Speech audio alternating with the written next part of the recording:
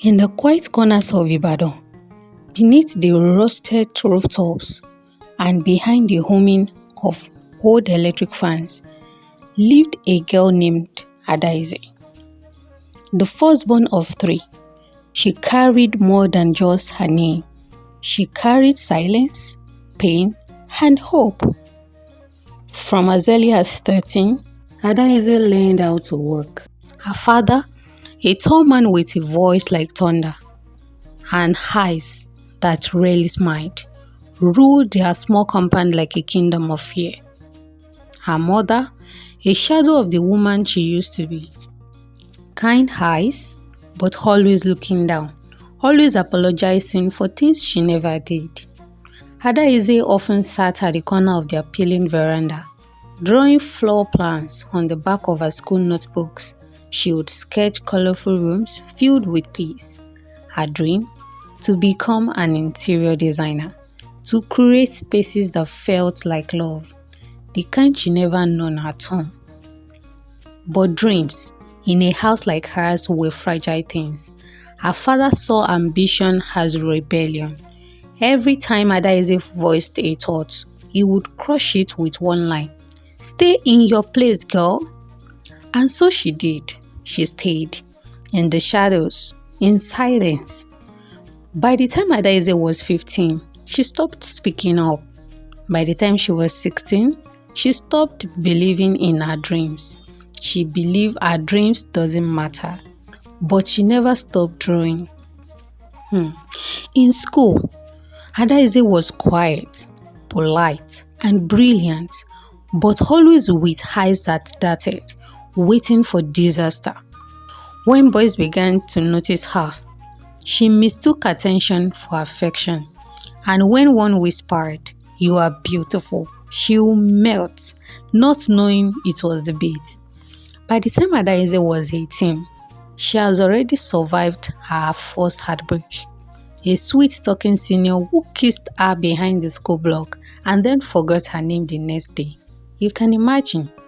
She didn't tell anyone. Who would listen? Her mother, who was supposed to be her companion, was still a prisoner of her own fear. Her younger siblings, Chuka and Nena, needed her to be strong as their elder sister. She couldn't afford to fall apart, but inside, she was crumbling. She entered university at 19, studying architecture. Her father didn't support her dreams, but he liked the sound of the course. It was respectable, difficult, something boys will do. That made it acceptable to him. And in those 4 years away from home, Adaeze tasted a different kind of freedom. She met people who saw her not as someone to control or fix, but someone with potential. But her old wound hasn't healed just because the door is open. So when love came knocking again, a charming 300-level student with smooth words and rough intentions, Adaeze fell fast and hard for the guy.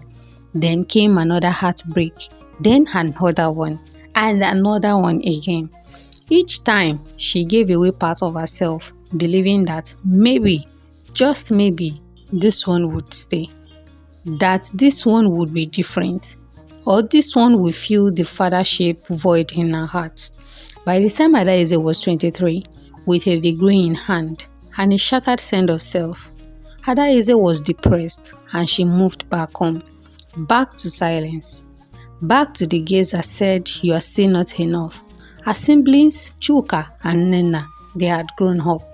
Chuka now in senior secondary school, Nena learning to cook like their mother, but nothing else has changed. One night, in the silence of her room, Adaeze opened her old sketchbook. There, between pages stained by time, were her childhood dreams.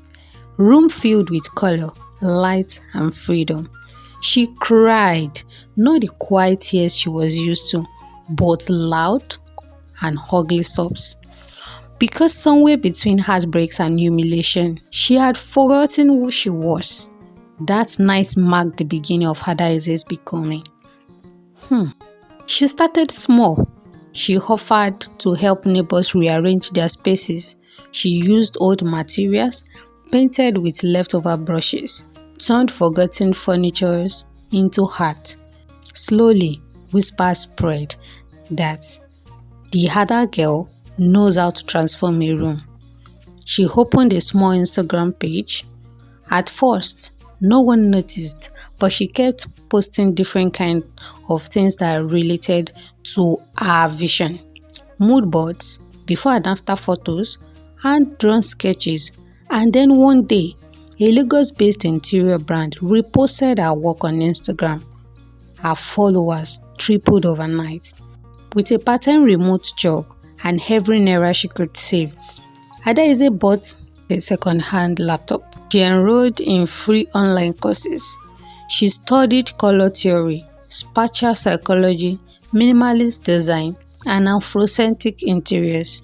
And for the first time in her life, she began to choose herself. When her father shouted, she didn't shrink anymore. She didn't argue. She just looked at him with a steady gaze, not in defiance, but in freedom. Her mother began to watch her differently too, like a woman remembering her own lost self. By the time Adaeze was 24, she had her first major project, redesigning a local cafe in Ibadan. Her style?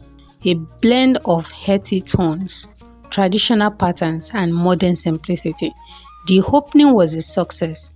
Newspaper called her a rising star in African design.